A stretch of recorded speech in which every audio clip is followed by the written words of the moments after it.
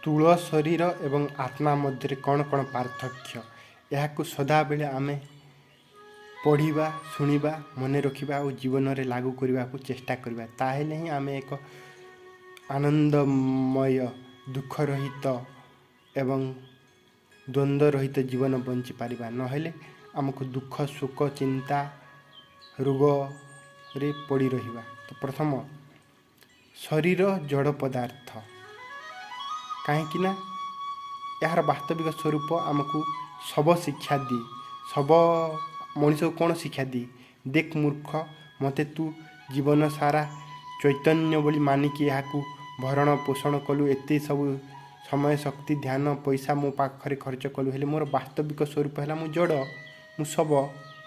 तो यहाँ शरीर आमको शिक्षा दी सब रूप हेले आमे बुझुना से ठीक थिला से हरि ठीक थिला हठात तार हृदय हार्ट अटैक खला और मरीगला अर्थ से शरीर छाड़ी चलीगला अर्थ शरीर शब हो गला से शरीर एका। तो से भितर कौन चैतन्य शक्ति थिला से चैतन्यवत शरीर काम करुला हेले जितेबाला चैतन्य शक्ति चलीगला से जड़ हो गला जमीती लाइट जलुची पंखा करुच्ची कौन पाई विद्युत शक्ति अच्छी हेले विद्युत शक्ति बंद हो गला आसवा ट्रांसफॉर्मर रु ताहले से काम करिबनी ठीक से परि शरीर एवं आत्मा स्वयं चैतन्य कारण से परमात्मांकर अंश परमात्मा आत्मा रे चैतन्य शक्ति दे थांती।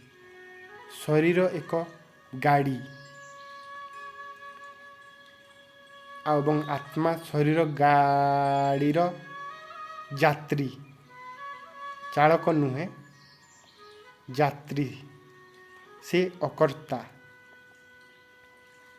तो यह उपनिषद रे दिया जाइछि रथ सांगरे शरीर को तुलना करा जाइछि एवं तार रथी हैला आत्मा शरीर आत्मा ठारू शक्ति पाई काम करी निजर शक्ति नहीं आत्मा काम कराए निजर शक्ति थी जहाँ शरीर को प्रदान करी मूल्यहीन जदि शरीर रे आत्मा नहीं सदा परिस्थिति मूल्ययुक्त आत्मा शरीर एक रथ बुद्धि सारथी मन लगाम इंद्रिय गण घोड़ा शरीर रथर रथी हैला आत्मा शरीर रे इंद्रिय गण अछंती 5 ज्ञानेन्द्रिय और 5 कर्मेन्द्रिय इंद्रिय गणकर नियंत्रक है मन शरीर एक राज्य शरीर राज्यर राजा है आत्मा शरीर एक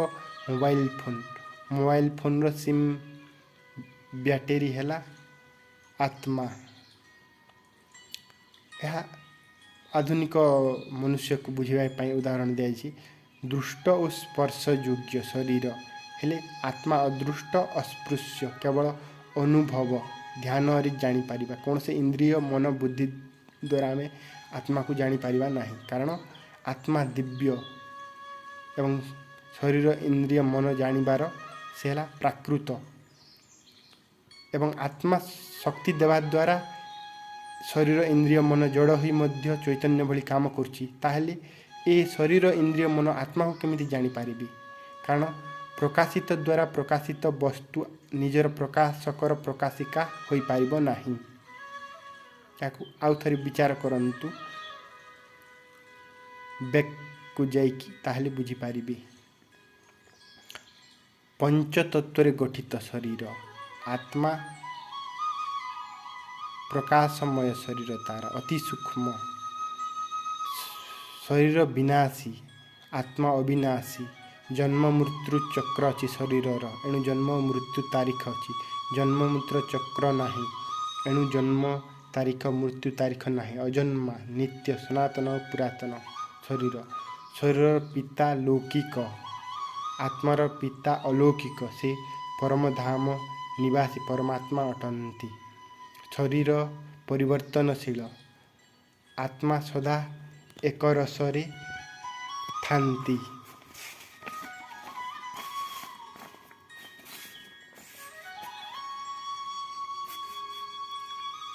तो शरीर ସାକାର, ଆତ୍ମା ନିରାକାର। ଶରୀର ବିକାରୀ, ଆତ୍ମା ନିର୍ବିକାରୀ। ଶରୀର ଅନିତ୍ୟ ଓ ଆତ୍ମା ନିତ୍ୟଟା ତ ଆଲୋଚନା କଲେ। ଶରୀର ଆସୁରୀ ଗୁଣଯୁକ୍ତ, ରାଜସିକ ଓ ତାମସିକ ମନର ଗୁଣଧର୍ମ। ଏଗୁଡ଼ିକ ହେଲା କାମ, କ୍ରୋଧ, ଲୋଭ, ମୋହ, ଅହଙ୍କାର, ଅଭିମାନ, ଦମ୍ଭ, ଦର୍ପ, କଠୋରତା, ଅବିବେକିତା, ଅସହିଷ୍ଣୁତା, ହିଂସା। ନିରପେକ୍ଷ, ଯାହା କର୍ତ୍ତା କଲା। ଦୈବୀ ଗୁଣଯୁକ୍ତ, ଶାନ୍ତି, ପ୍ରେମ, ଜ୍ଞାନ, ଆନନ୍ଦ, ସୁଖ, ପବିତ୍ରତା, ଶକ୍ତି, ଦାନ, ଇନ୍ଦ୍ରିୟ ଦମନ, ଯଜ୍ଞ, ସ୍ୱାଧ୍ୟାୟ, କର୍ତ୍ତବ୍ୟ ପାଳନ, କଷ୍ଟ ସହିଷ୍ଣୁତା, ସରଳତା, ଅହିଂସା, କ୍ରୋଧ ଶୂନ୍ୟତା, କାମନା ଶୂନ୍ୟ, ଦୟା, ନିରାସକ୍ତ, କ୍ଷମା, ଧୈର୍ଯ୍ୟ, ଶତ୍ରୁତା ଶୂନ୍ୟ, ସମ୍ମାନ, ନ ଚାହିଁବା, ସତ୍ୟ କହିବା, ରାଗ ଦ୍ୱେଷ ଶୂନ୍ୟ, ଅକର୍ତ୍ତବ୍ୟ କରିବାରେ ଲଜ୍ଜା ବୋଧ, ଅସ୍ଥିରତା ଶୂନ୍ୟ ଇତ୍ୟାଦି। ଆତ୍ମାର କିମ୍ବା ସାତ୍ୱିକ ମନର ସ୍ୱାଭାବିକ ଗୁଣ। ଆତ୍ମା ଶକ୍ତି ପାଇ ଗତିଶୀଳ, ରକେଟ୍ ପରି ତୀବ୍ର ଗତିରେ ଯାଏ। ଆତ୍ମା ପରମାତ୍ମା ନେଇଯାଏ। ବାସସ୍ଥାନ ସଂସାର, ଶରୀରଟା। ସ୍ଥାୟୀ ବାସସ୍ଥାନ ପରମଧାମ, ବୈକୁଣ୍ଠ ଲୋକ, ସାକେତ ଲୋକ, ଗୋଲୋକ, ଶିବଲୋକ, ଦେବୀ ଲୋକ, ଯାହାକୁ ଆମେ କହୁ। ଅସ୍ଥାୟୀ ବାସସ୍ଥାନ ଶରୀର ଓ ସଂସାର, ହୃଦୟ ମଧ୍ୟରେ ଅଣୁ ରୂପରେ। ଆତ୍ମାରୁ ଅଲଗା ଶରୀର, ଶରୀରରୁ ଅଲଗା ଆତ୍ମା। କାର୍ଯ୍ୟ କରେ ଇନ୍ଦ୍ରିୟ ଦ୍ୱାରା ଶରୀର, କାର୍ଯ୍ୟ କରାନ୍ତି ଇନ୍ଦ୍ରିୟ ଦ୍ୱାରା ଆତ୍ମା। ଆକାର ସ୍ଥୂଳ ଶରୀରର, ଆକାର ସୂକ୍ଷ୍ମ ଆତ୍ମାର। ଜ୍ୟୋତିର୍ବିନ୍ଦୁ ସ୍ୱରୂପ, ଆକାଶର ତାରା ସଦୃଶ। ଶିକ୍ଷାଗତ ଯୋଗ୍ୟତା,